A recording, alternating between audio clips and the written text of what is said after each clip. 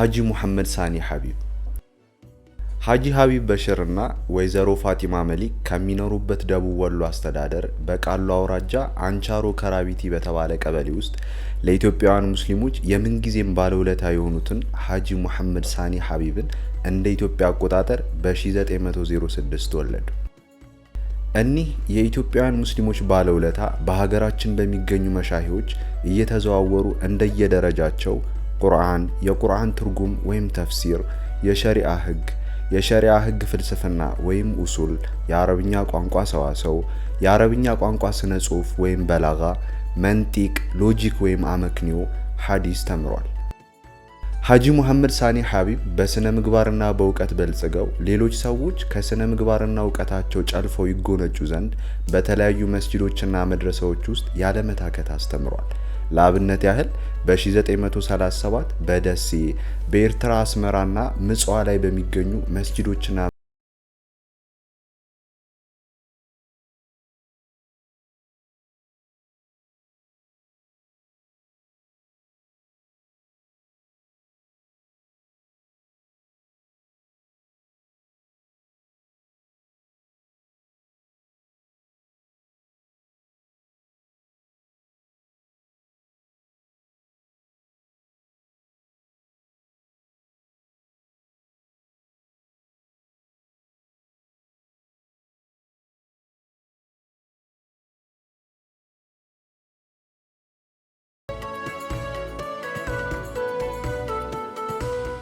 ሐጂ ሙሐመድ ሳኒ ሐቢብ በመንፈሳዊ ወይም እስላማዊ ትምህርቶችን ብቻ በመማርና በማስተማር ብቻ የታጠሩ ሳይሆኑ ዘመናዊ ትምህርት ለመማር ብዙ ሙስሊሞች በማይደፍሩበትና በተለያዩ ዓለማዊ ጉዳዮች እንዳይታለሉ በሚል ክልከላ በሚደረግበት በዚያን ወቅት የአንደኛና የሁለተኛ ደረጃ ዘመናዊ ትምህርትን ተምረው አጠናቋል።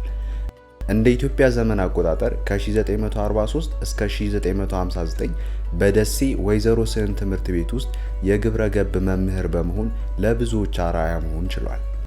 በ1959 ለቅዱስ ቁርአን ትርጉም በወሎ እስልምና ሊቃውንት ተመርጠው ወደ አዲስ አበባ በመምጣት የትርጉም ስራውን ከሻይ ሰይድ ሙሐመድ ሳዲቅ ጋር በመሆን በ3 ዓመታት ውስጥ የመጀመሪያውን የአማርኛ ቅዱስ ቁርአን ትርጉም አበርክቷል። በዚህ የትርጉም ስራ ላይ ሐጂ በሽር ዳውድና ሼህ አብዱል ከሪም ኑር ሁሴን ተባባሪ ኤዲተሮች በመሆን አብረዋቸው ተሳትፏል።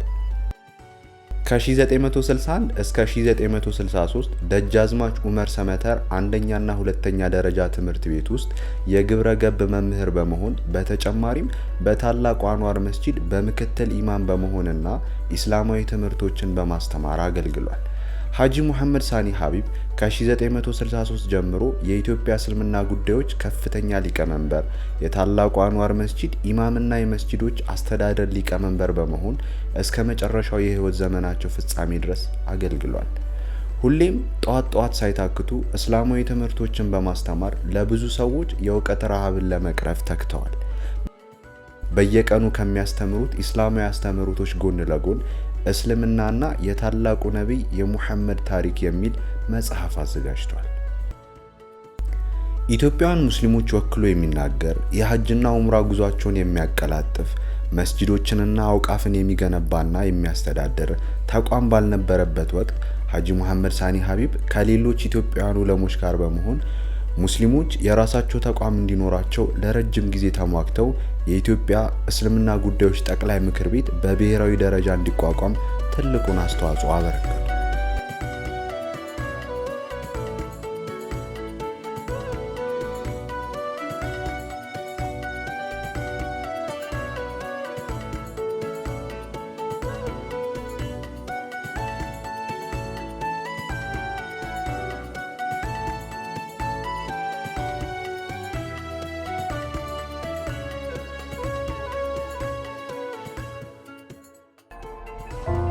ليس الغنى عن كثرة العرض ولكن الغنى غنى النفس بلا نبياችን ክብረት ብሎ ማለት የገንዘብ ብዛት አይደለም። ብዙ ሚሊዮን ያለው ብዙ ገንዘብ ያለው ሁሉ ጊዜ እንደው ምን ተገሰግተዋል ለገንዘብ። የቀልብ ክብረት ከሌለ የእጅ ክብረት አይባልም። انما الغنى غنى القلب ክብረት ማለት የቀልብ ክብረት ነው ብሏል ነብያችን። ያችን ያዛት ነገር ይሄው ይበቃኛል ብሎ አልহামዱሊላህ ብሎ አላህን ማመስገን አልቀናዓቱ ቢልቀሊል በጥቂቱ ነገር መብቃቃት ነው። ይበቃኛል፣ አላህ ያሰጠኝ፣ አላህ ያቀሰመልኝ ብሎ ያንን መውደድ ማለት ነው።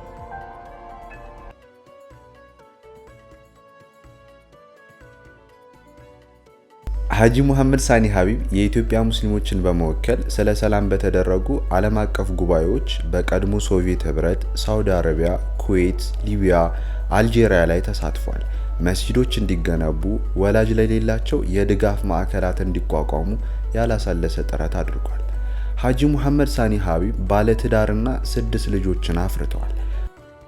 ሀጂ ሙሐመድ ሳኒ ሀቢብ በኢትዮጵያውያን ሙስሊሞች ታሪክ ላይ የማይነጥፍ አሻራቸውን አሳርፈው በ1981 በ75 ዓመታቸው ሚያዝያ 10 ከዚህ ዓለም በሞት ተለዩ። ህልፈታቸው ከሀገር ውስጥ አልፎ ዓለም አቀፍ ሀዘን ነበር። በስነ ምግባራቸው፣ በአርቆ አሳቢነታቸውና በይቅር ባይነታቸው የሚያውቋቸው ሁሉ በህልፈታቸው አዝነው አልቅሰዋል። አሁንም ድረስ ይናፍቋቸዋል። የኮምቦልቻው ታዋቂ ሼህ ሙሐመድ ታጁ ስለ ሀጂ ሙሐመድ ሳኒ ሀቢብ እንዲህ ይላሉ። ካነ ጀበለን ፊ አኽላቅ፣ የመልካም ስነ ምግባር ተራራ ነበሩ ይላሉ።